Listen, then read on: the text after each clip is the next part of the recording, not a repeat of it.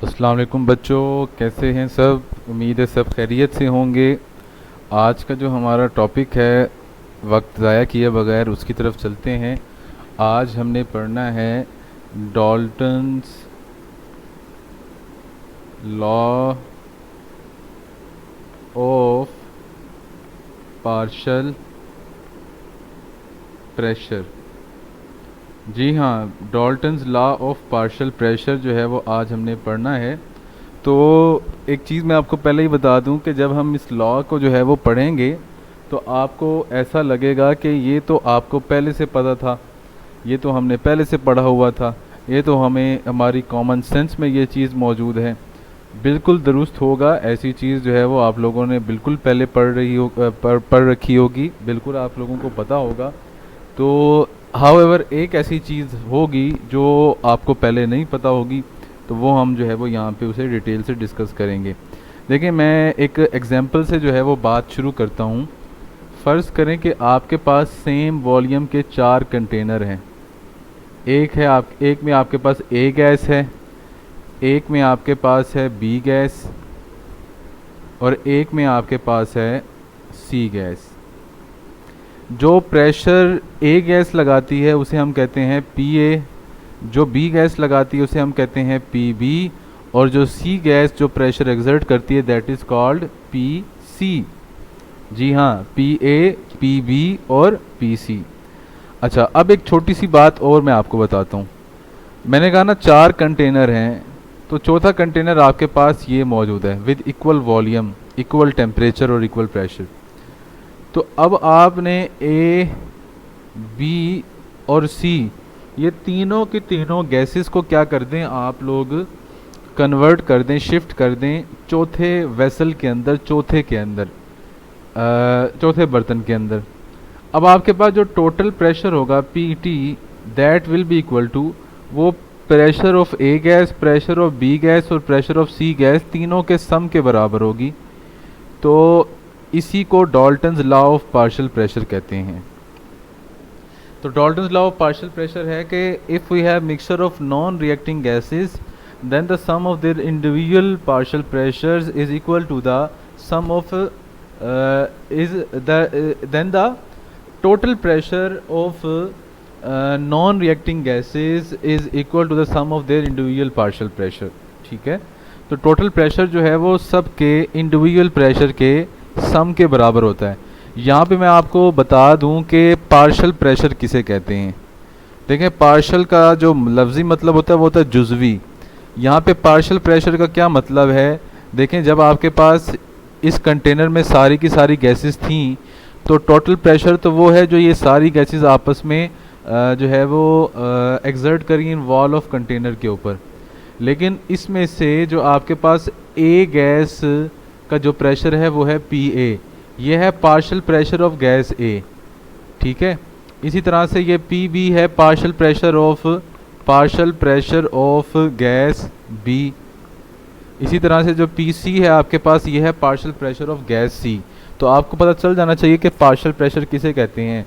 देखें, यहाँ तक जो बात है ये आपकी कॉमन सेंस को टच कर रही है। आपको पता चल रहा है कि हाँ ऐसा ही होगा कि अगर 3 मुख्तलिफ गैसेस को मैं एक ही कंटेनर में लेके आऊँ तो मेरे पास जो टोटल प्रेशर होगा वो किसके बराबर होगा, उन सब के सम के बराबर होगा। लेकिन ठहरिए, लेकिन ये बात सिर्फ तब तक दुरुस्त है जब तक आपके पास जो गैसेस हैं आपस में नॉन रिएक्टिंग हैं। तो एक शर्त के बारे में आपको जो नहीं पता था, जो आपको नहीं पता चला, वो ये है कि इन गैसेस का नॉन रिएक्टिंग होना बहुत ज़रूरी है। क्या होना ज़रूरी है बच्चों? नॉन रिएक्टिंग होना बहुत ज़रूरी है। अगर ये गैसेस आपस में रिएक्ट कर रही होंगी, अगर ये गैसेस आपस में रिएक्टिव हुई तो क्या होगा, तो आपके पास इवेंचुअली ये आपस में रिएक्ट करके नई गैसेस बना देंगी। तो आपका जो ये लॉ है ये कभी भी विदहोल्ड नहीं हो सकेगा, ये कभी भी विदस्टैंड नहीं कर सकेगा।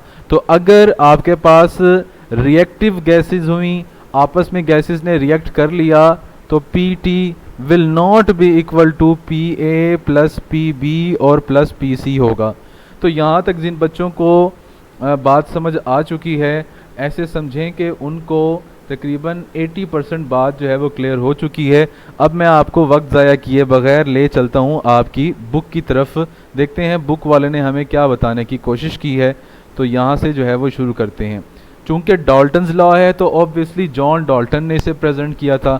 वो कहा कि John Dalton studied the mixture of gases and gave is law of partial pressure. According to his law the total pressure exerted by a mixture of non reacting gases. देखें आ गई बात वही नॉन रिएक्टिंग वाली। Gases का non reacting होना बहुत ज़रूरी है। गैसेस अगर रिएक्टिंग होंगी तो आपस में रिएक्ट करके क्या बना देंगी, नई गैसेस बना देंगी। आपस में अगर उनके फोर्स ऑफ अट्रैक्शन होगी तो वो कभी भी टोटल प्रेशर के बराबर नहीं हो सकेंगी। तो is equal to the sum of the total pressure exerted by a mixture of non reacting gases is equal to the sum of their individual partial pressures. अब अगर हमारे पास गैसेस को हम डेजिग्नेट करते हैं 1 2 3 से, तो इस सूरत में जो उनके पार्शियल प्रेशर होंगे वो P1 P2 और P3 होंगे, और जो टोटल प्रेशर वो एक्सर्ट करेंगे वो होगा P1 plus P2 plus P3 के बराबर। The partial pressure of gas in a mixture of non reacting gases is the pressure that it would exert on the wall of container if they were present alone. कि ये जो आपके पास partial pressure ये किसे, ये definition है partial pressure की। ये डिफाइन पार्शियल प्रेशर अगर आ जाए तो ये आपने यही 2-3 लाइंस लिखनी है कि पार्शियल प्रेशर क्या है। Partial pressure of a gas किसी भी मिक्सचर के अंदर वो प्रेशर है कि जब गैस आपके पास अलोन प्रेजेंट होती, जब कंटेनर में अकेली होती, तो जो प्रेशर वो अलोन एक्सर्ट कर रही थी वॉल्स ऑफ कंटेनर के ऊपर, तो मिक्सचर के अंदर भी वही प्रेशर एक्सर्ट करे, that is called partial pressure. इसे जुज़वी प्रेशर भी कहते हैं। Under the same volume and same temperature, volume और टेम्परेचर आपके पास सिमिलर है। एग्जाम्पल देखिएगा आप लोग, बड़ी शानदार एग्जाम्पल है आपके पास डाल्टन्स लॉ की। फ़र्ज़ करें कि आपके पास 4 सिलेंडर हैं। कितने हैं? 4। सबका वॉल्यूम सेम है 10 डेसीमीटर क्यूब। एक में आपने H2 रखा, दूसरे में CH4, तीसरे में O2 रखा हुआ है। तो आपने टेम्परेचर सबका क्या किया हुआ है? सेम। फ़र्ज़ करें लेट देयर पार्शियल प्रेशर एक का 400, एक का 500, एक का 100 टॉर है रिस्पेक्टिवली। तो हम इन चारों को 4th सिलेंडर के अंदर, जिसकी कैपेसिटी भी 10 डेसीमीटर क्यूब है, शिफ्ट कर देते हैं सेम टेम्परेचर के ऊपर। तो उस सूरत में जो टोटल प्रेशर होगा वो 400 जमा 500 जमा 100 के बराबर होगा, यानी कि वो 1000 ही होगा। ठीक है, वो 1000 के बराबर ही होगा आपके पास। तो ये हमारे पास एग्जांपल हो गई। नेक्स्ट ये बड़ा इंपॉर्टेंट पॉइंट है, यहाँ पे बड़ा इंपॉर्टेंट सवाल भी पूछा जाता है हमसे।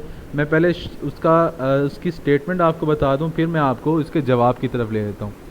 वो सवाल पूछता है justify that Dalton's law is applicable only to mixture of non reacting gases। कि जस्टिफाई करें कि डाल्टन्स लॉ सिर्फ और सिर्फ तभी एप्लीकेबल हो सकता है जब हमारे पास जो मिक्सचर ऑफ गैसेस हैं वो नॉन रिएक्टिंग है। तो उसके लिए ये पूरा पैराग्राफ मौजूद है कि जब भी नॉन रिएक्टिंग गैसेस होंगी तो उनमें कोई फोर्स ऑफ अट्रैक्शन नहीं होगी, तो एक गैस दूसरी गैस के दबाव से या उससे इंडिपेंडेंट होकर अपना प्रेशर एक्सर्ट कर सकती है अंडर नॉर्मल कंडीशंस। तो इस वजह से ज़रूरी ये है कि उसमें नॉन रिएक्टिंग हो। वो लिखता है the 3 non reacting gases that are behaving independently under the normal conditions, the rapidly moving electron of each gas in a mixture have equal opportunities to collide with the walls of container। Her gas के molecule चूँकि उसका दूसरे के साथ कोई ताल्लुक़ नहीं है, क्योंकि उसके दूसरे के साथ कोई रिएक्शन नहीं है, दूसरे के साथ कोई फोर्स ऑफ अट्रैक्शन नहीं है, इस वजह से हर गैस का मॉलिक्यूल दूसरी गैस से बिल्कुल आज़ाद होकर क्या कर सकता है? प्रेशर एक्सर्ट कर सकता है। Hence each gas exert a pressure independent of the pressure of other gases. So the total pressure is the result of total number of collision per unit area in given time। तो ये हमारे पास example हो गई। ठीक हो गई बच्चों, यहाँ तक जो है वो कोई क्वेश्चन हो तो आप मुझसे कमेंट करके पूछ सकते हैं। अब मज़ीद देखिएगा, यहाँ पे फ़िलहाल इसको मैं रहने देता हूँ, ये आप जो है वो स्किप कर दें ये पॉइंट। तो मैं जो है वो आप लोगों को शुरू करवाता हूँ अगेन, ये भी जो है वो रहने दीजिएगा, मैं करवाता हूँ कैलकुलेशन। तो ये शॉर्ट क्वेश्चन में अक्सर या लॉन्ग क्वेश्चन में मुकम्मल भी हमें लिखना पड़ सकता है। तो फ़र्ज़ कीजिएगा हमने पार्शियल प्रेशर का एक्सप्रेशन कैसे निकालना है वो देखिएगा। तो फ़र्ज़ करें सबसे पहले मैं जो है वो ये क्वेश्चन रेज़ कर दूं, जिन बच्चों ने नहीं नोट किया वो बैक करके दोबारा नोट कर सकते हैं। तो मेरे पास फ़र्ज़ करें कि दो गैसेस हैं ए बी, उनके जो प्रेशर होगा वो पी ए और पी बी होगा, और जो नंबर ऑफ मोल्स होंगे वो एन ए और एन बी होंगे। तो पहले हमने लिखा है टोटल के लिए, मिक्सचर के लिए, तो पी जनरल गैस इक्वेशन को T T V is equal to N T R T. फिर ए के लिए लिखा P A V N A R T, फिर बी के लिए लिखा P A B N B R T. अब हमने फर्स्ट टू इक्वेशंस को ड्राइव कर लिया, यानी कि अगर ये 1 है, ये 2 है और ये 3 है, तो आपने क्या किया है, इक्वेशन 2 को डिवाइड कर दिया है इक्वेशन 1 से। इक्वेशन 2 क्या है, पी ए वी और N A R T. Equation B क्या है, P T V N T R T. V से कैंसिल, आर टी से आर टी कैंसिल, बाकी क्या बचा, P A over P T, N A over N T. अब याद होगा आप लोगों को मोल फ्रैक्शन तुम लोगों ने पढ़ा था। मोल फ्रैक्शन अगर ए कंपोनेंट का है तो ये बराबर होता है mole fraction of A divided by mole fraction of all, N A N B. तो ये इसको जो है वो यूँ भी लिखा जा सकता है N A over N T. ठीक है, ये टोटल आपके पास हो गए ना। तो यहीं पे इसके बराबर हम क्या कर देंगे, एक्स ए कर देंगे। तो P A into x A multiplied by P T, यानी कि अगर आप टोटल प्रेशर के साथ उस कंपोनेंट का मोल फ्रैक्शन मल्टीप्लाई करें तो आप उसका पार्शियल प्रेशर निकाल सकते हैं। यही काम आप लोगों ने बी कंपोनेंट के लिए करना है। तो ये बड़ा इंपॉर्टेंट पॉइंट है, ये शॉर्ट क्वेश्चन में अक्सर पूछा जाता है। ये बड़ा अहम एमसीक्यू है कि सम ऑफ मोल फ्रैक्शन जो है वो हमेशा यूनिटी के बराबर होता है। सम ऑफ मोल फ्रैक्शन हमेशा यूनिटी के बराबर होता है। तो ये एमसीक्यूज़ के लिए कर लीजिएगा।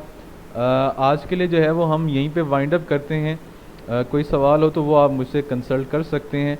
अपना भरपूर ख्याल रखिएगा। इजाज़त लेते हैं आप लोगों से, तब तक के लिए अल्लाह हाफ़िज़।